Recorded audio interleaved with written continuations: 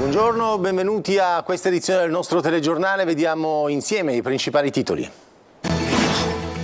Lampedusa, naufragi continui e tragedie del mare. Il Papa, non possiamo rimanere indifferenti. L'angoscia della Croce Rossa, impegnata nelle operazioni di salvataggio, oggi arrivati in 800. Caro voli e scontro aperto tra il presidente della regione Schifani e il numero 1 di Ryanair Wilson sulle tariffe dei biglietti aerei per i siciliani. Il ministro Urso disponibile a rivedere il decreto che calmiera i prezzi. Nei verbali il racconto della latitanza. Matteo Messina Denaro, in condizioni stabili all'Aquila dopo l'operazione, avrebbe perso 20 kg in 7 mesi. Ai magistrati ha detto: mi avete preso per la malattia. Cisterne, vasche, pezzi di tettoia, non solo cumuli di immondizia a Palermo. Dopo la diossina arriva l'allarme amianto, non si risparmia neppure il cosiddetto salotto buono della città.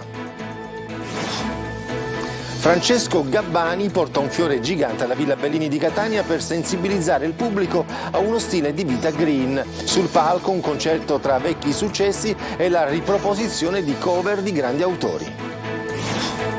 Calcio, dall'attaccante al difensore, continua la campagna acquisti del Catania. Dopo Marsura, il club rossazzurro è in procinto di chiudere anche per il difensore centrale Marcos Curado, ex Perugia.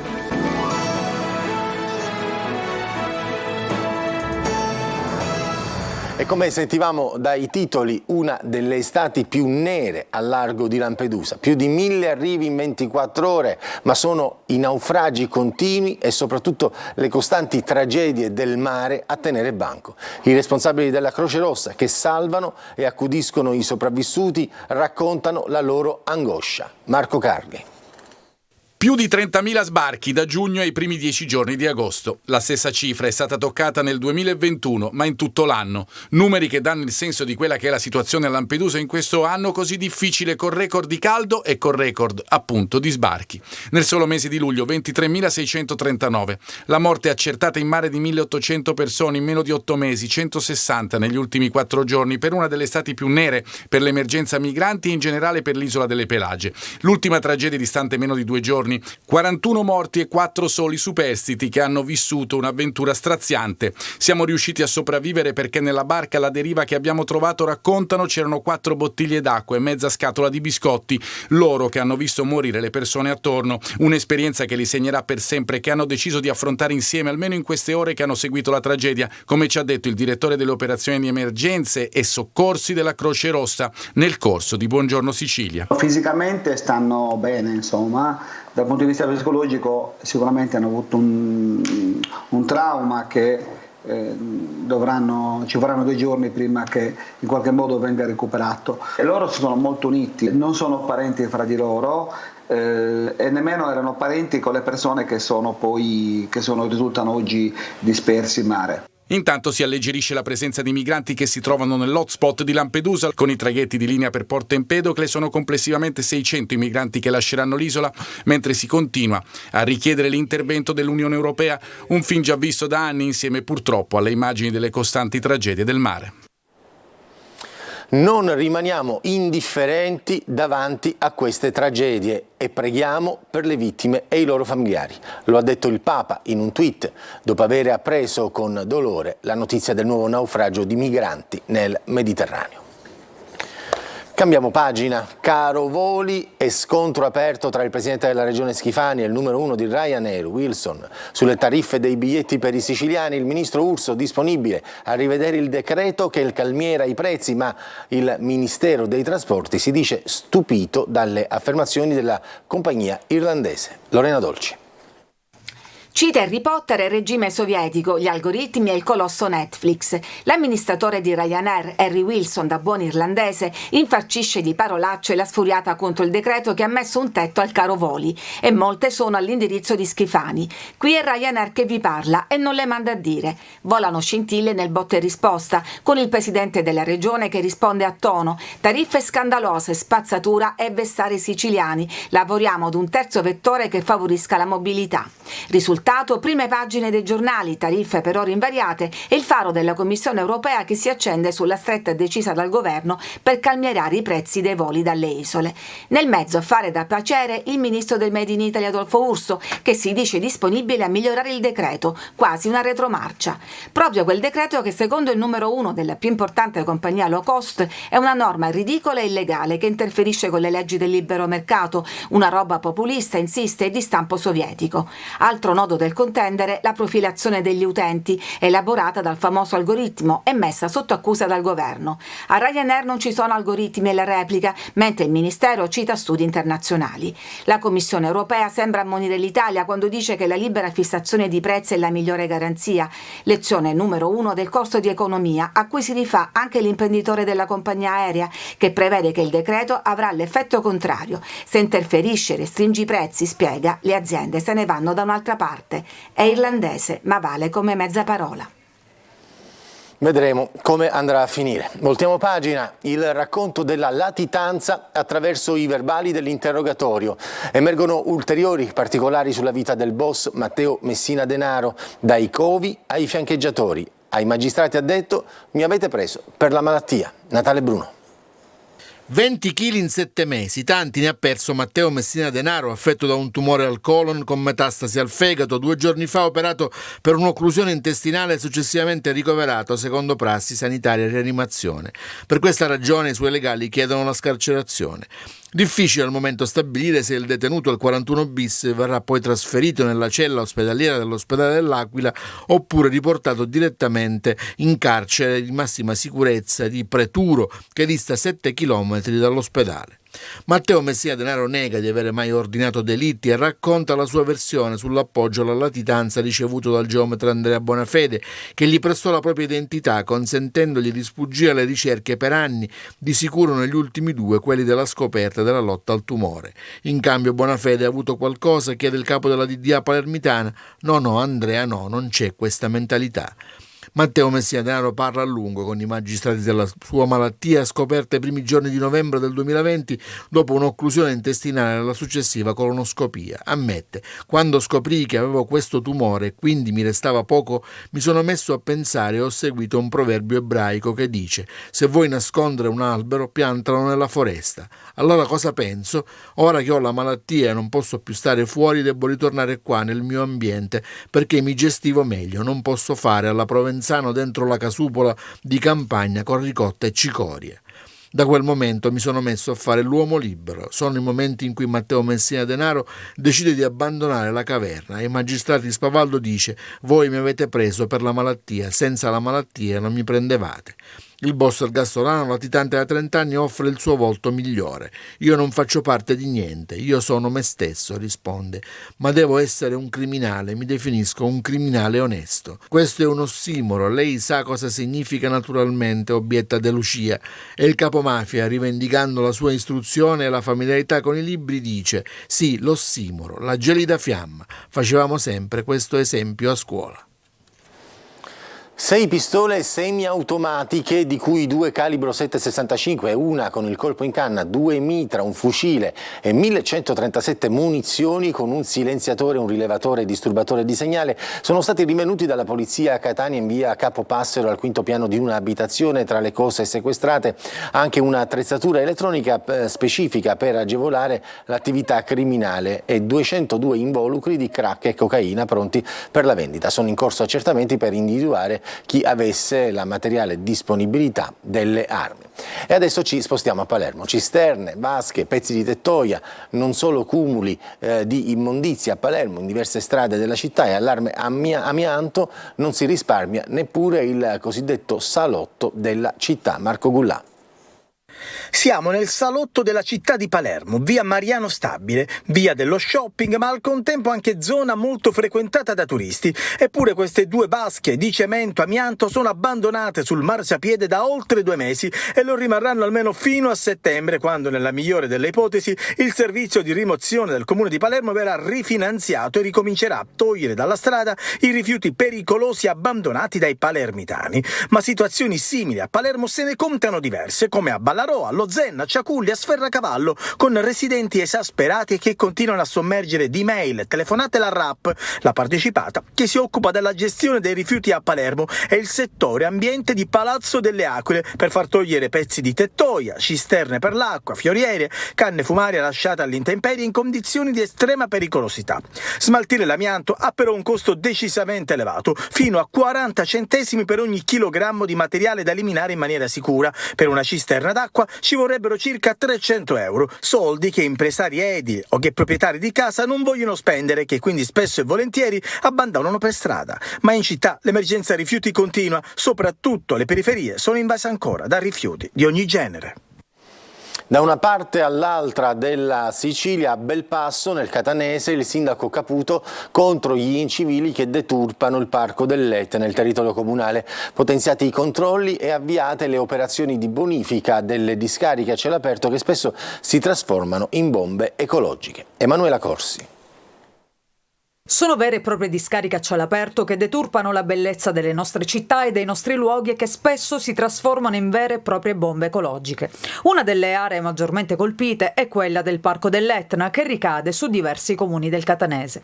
Più volte abbiamo documentato con le nostre telecamere i cumuli di rifiuti riversati in mezzo al verde o nei sentieri di montagna dove gli incivili si sbarazzano di mobili, sanitari, elettrodomestici in maniera veloce e furbesca, risparmiando così su tempi e costi per il corretto smaltimento.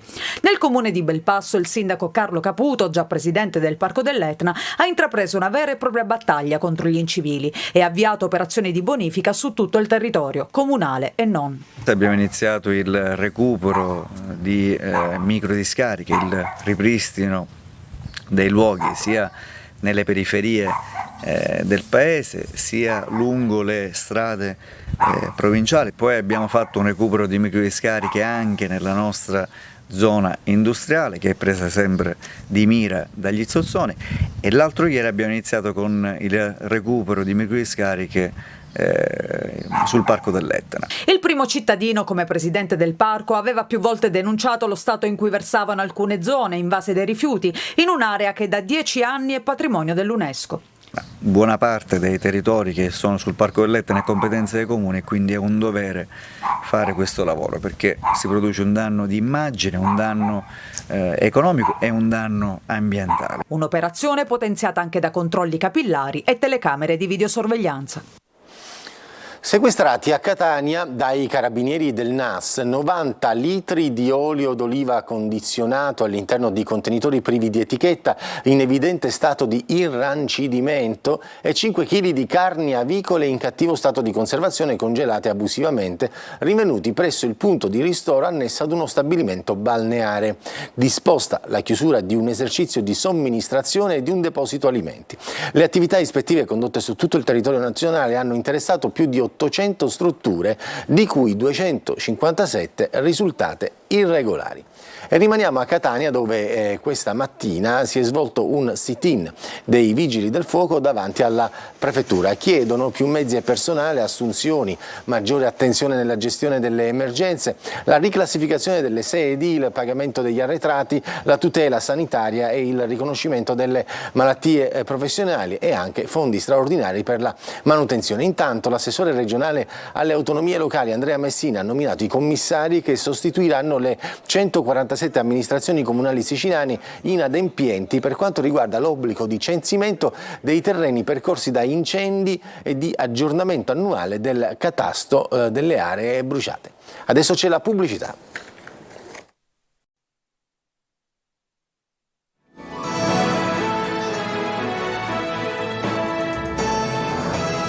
E rieccoci dopo la pubblicità, apriamo la pagina degli spettacoli, iniziamo con Francesco Gabbani che nel suo tour ha portato un fiore alla Villa Bellini di Catania, una grossa margherita per sensibilizzare il pubblico alle tematiche dell'ambiente. Ieri sera il concerto con una scaletta ricca di successi e la riproposizione di cover di grandi autori. Emanuela Corsi.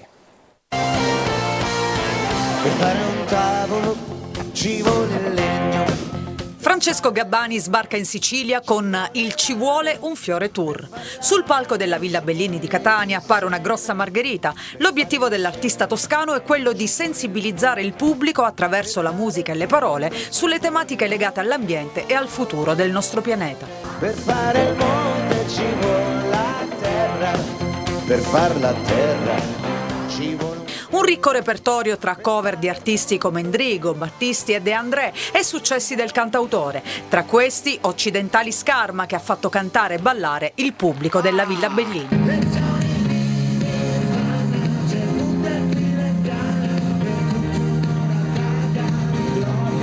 Lo show è prima di tutto un concerto di musica pop, ha detto Gabbani. Sarà un susseguirsi delle canzoni che hanno formato il mio percorso artistico fino ad oggi, affiancate da alcune chicche che in un modo o nell'altro hanno a che fare con il rapporto con l'ambiente e che descrivono la bellezza della natura e del nostro pianeta. Francesco Gabbani proseguirà il tour in Sicilia con altre 2 tappe, a Noto e a Marsala.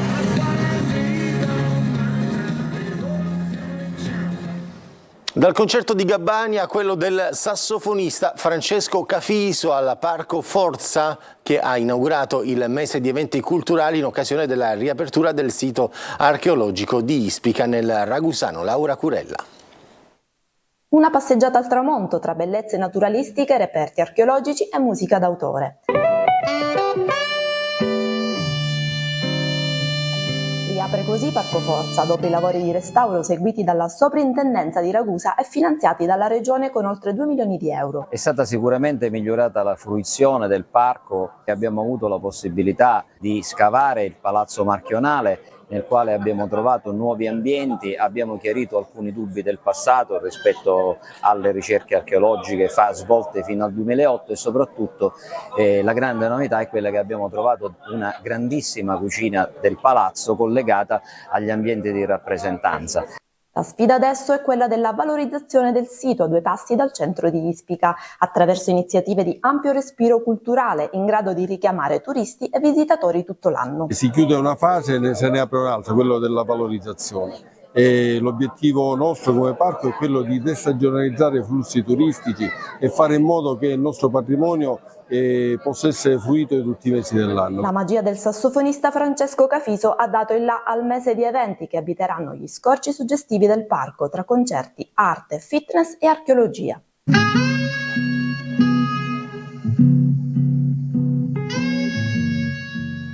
Adesso c'è la pubblicità, torniamo dopo per parlare di sport.